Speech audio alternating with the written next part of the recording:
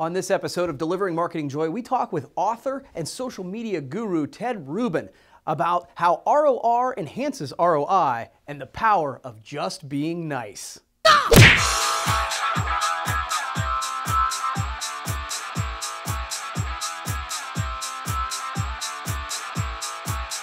Hi, everybody, and welcome once again to another episode of Delivering Marketing Joy. I'm your host, Kirby Hasseman, and I am super excited to have Ted Rubin with me today. Ted's a leading social media strategist, a keynote speaker, a brand evangelist, and the acting CMO of Brand Innovators. He's also authored two books, one in 2013 called Return on Relationship, and one he just recently released, so I'm anxious to tell you about that, How to Look People in the Eye digitally. So thank you so much, Ted, for being a part of the show. Well, I'm excited to be here, Kirby. Thanks so much for having me. Absolutely, absolutely.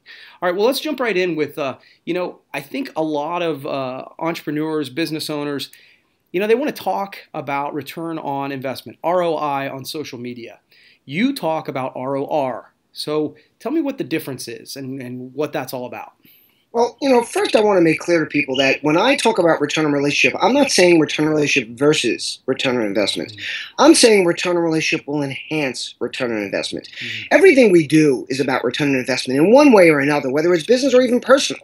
I mean, and that return doesn't necessarily have to be dollars and cents. It can be some kind of value. Your return on doing good for your community might be just that it makes you feel good. It might be that it improves your community, but you are going to be looking for some kind of return that values your time, that says to you, I want to do this versus doing something else. So for me, return on relationship is something that adds value to return on investment and will make it better in the future. So I like to say that, simply put, return on investment is just about dollars and cents. It's very simple. Whereas return on relationship is about people. It's about how people share, what they recommend, what they do, how they embrace your brand or you as a person that adds value to what you do. And, to me, when someone asks me what's the ROI of social media, I like to ask them back, what's the ROI of trust and ROI of loyalty? Because those are two KPIs that every C-suite, every CEO, CMO, CFO understands. And with me, social is all about how you enhance your business. So if you're talking to a CEO or even a small business owner who says to you, well, where am I going to get my value here? Talk to him about lifetime value of a customer. Talk to him about average order value. Talk to him about frequency of purchase. These are things everybody who runs a business, from whatever level they're at, understands. And using social media to build relationships and build that emotional connection to your business or brand or to you as a personal brand is going to enhance every one of those things every day of the week. It's like loyalty programs on steroids. Yeah, I absolutely love it. I think sometimes ROI is a little bit of almost a short-term view. And I think your ROR is much more long-term. And well, you know what? ROI wasn't always a short-term view, because what's happened is in the last 10 to 15 years, the C-suite has gotten very spoiled by digital marketing.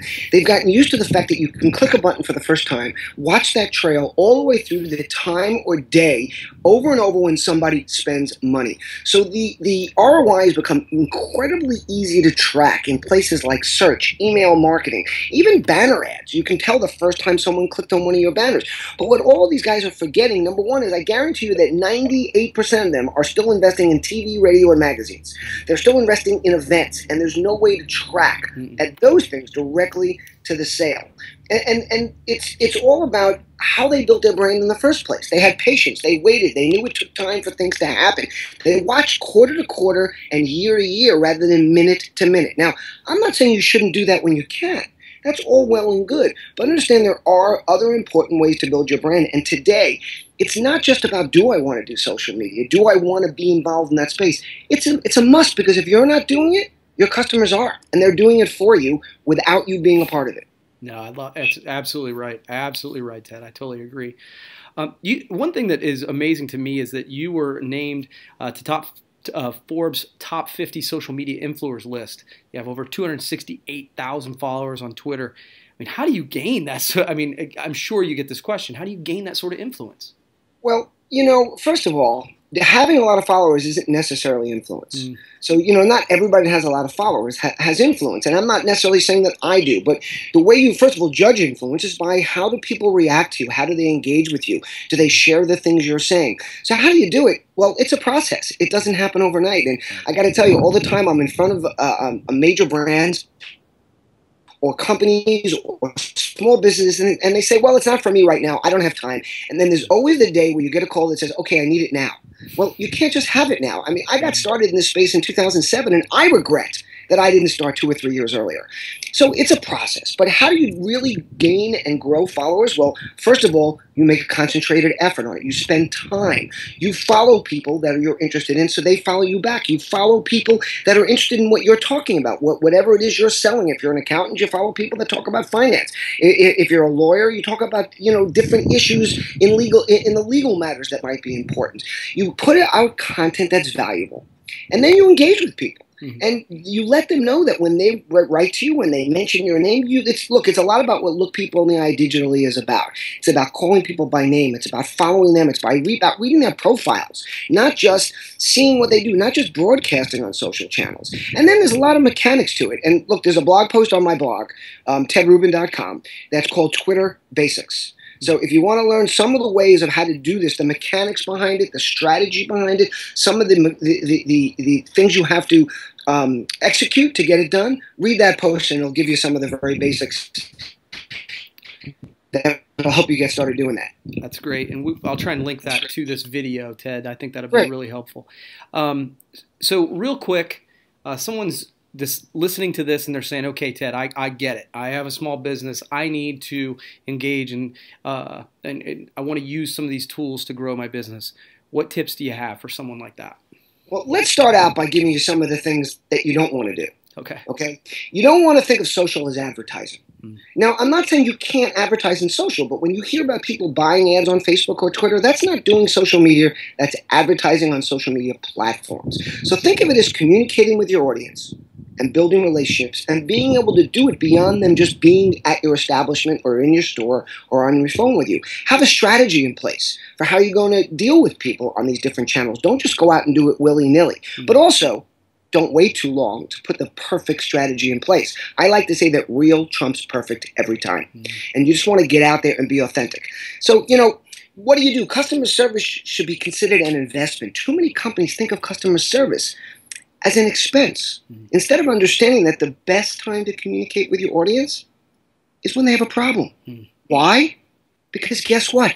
They're listening to every word that comes out of your mouth. I liken it to when my daughters ask for money. Okay? When my daughters ask for money, or for me to get them something or to do something for them, it's the perfect time to market to them. So now what I mean leverage it and say, well, I'll only give you the money if you clean your room. What I mean is, now I have an audience. My daughter says, Dad, I need $50. I'm going out with my friends. Now is my chance to talk about driving safely, not drinking when driving, because guess what? She's listening to every single word, waiting for me to say yes to what she wanted. And it's the same thing with customer service.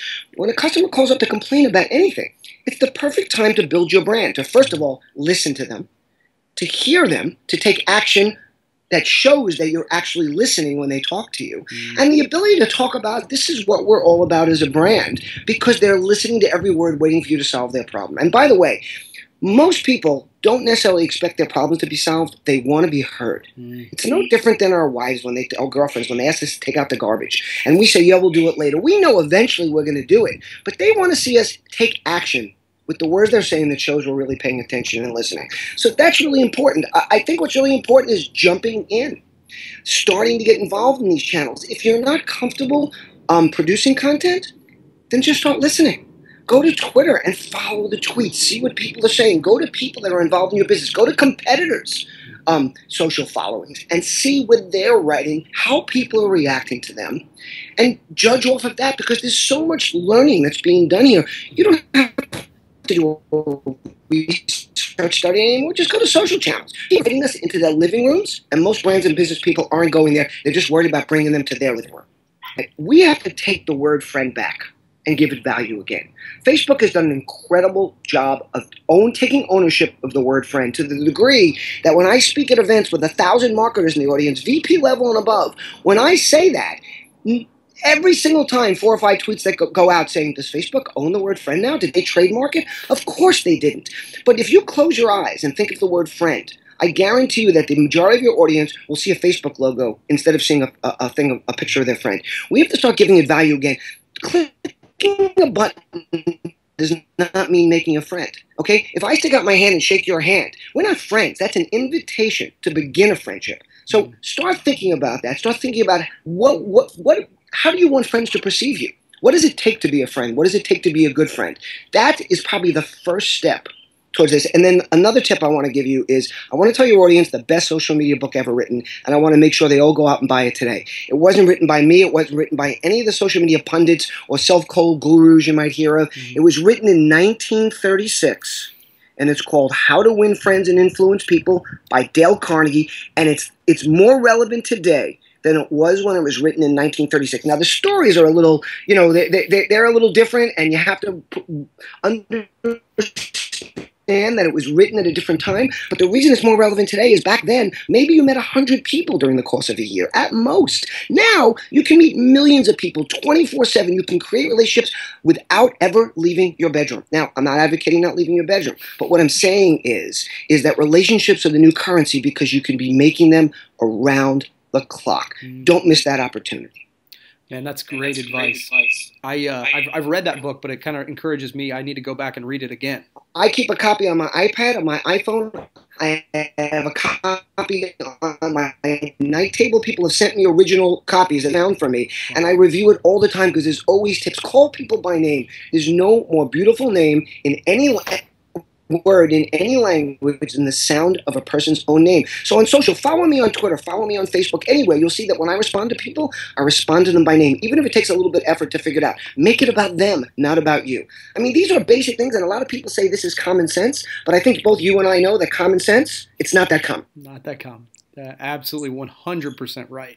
And it really is funny because man, the stuff you're saying is stuff that I preach all the time. I mean, if you as a brand are going to look into investing in social, you need to understand it's a long-term investment. It's just like, as you said, making a friend, trying to establish a relationship with a wife or a spouse or whatever. It takes time.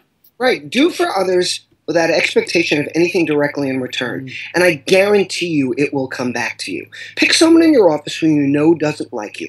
Okay, you know that, whether they've actually said it or you can feel it, and bring them a cup of coffee every morning. Obviously, if they don't drink coffee, bring them something else. But again, the idea is bring them a cup of coffee every day for the next week, and I guarantee you they will feel compelled to do something nice in return. Smile at people. It comes back to you. The cheapest thing you could possibly do, smile. Hashtag just be nice. I love it. Man, thank you. Thank you very much, Ted. I really appreciate you taking the time. My pleasure. And like I say, if you have a question for me, I'm open to it. If not, that's fine. I do have a question for you. Okay, all right.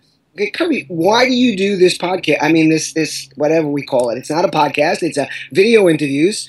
Obviously takes time out of your day. Why do you do it? Yeah, it's a great question, Ted. And so candidly, I buy into what you are saying about social, about connecting. And I think, one of the things I enjoy writing, but my background's in video. And I thought the best way for me to create content is through video. And the idea kind of came from, hey, if I can create video content and leverage getting the opportunity to talk with business leaders in different areas, not only can I create great content that both of us can share and we can share platforms, but I get to learn a lot. And so it's kind of a double-edged kind of cool thing, and so that's why I've created it, and it's been really cool.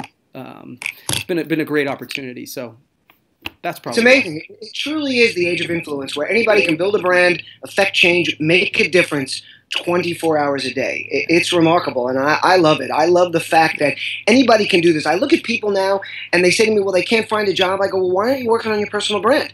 Now, I get it. I mean, we all need to make money. I'm not saying stop looking, but there's no way that you can be looking for a job 24/7, but you can be building your brand. You can be reaching out to people. You can be making connections.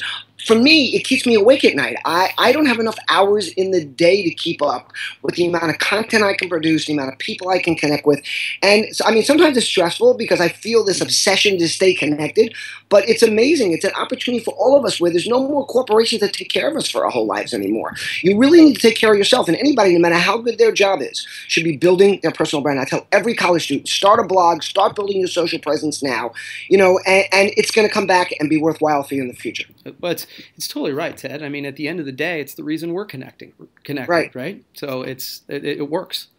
So, and remember this: relationships are like muscle tissue. The more you engage them, the stronger and more valuable they become. That's great. That's great stuff. Thank you, Ted, so much. I really appreciate you taking the time. Again, Ted's new book just came out a few weeks ago, How to Look People in the Eye Digitally. You want to run out. I assume that's on Amazon, right, Ted? That is on Amazon. It's on iTunes. It's just about everywhere. It's only available digitally right now. In about another week or two, it'll be available in print. Awesome. Well, run out and get that. Again, Ted, thanks so much. This is going to wrap up another edition of Delivering Marketing Joy. We will see you next time.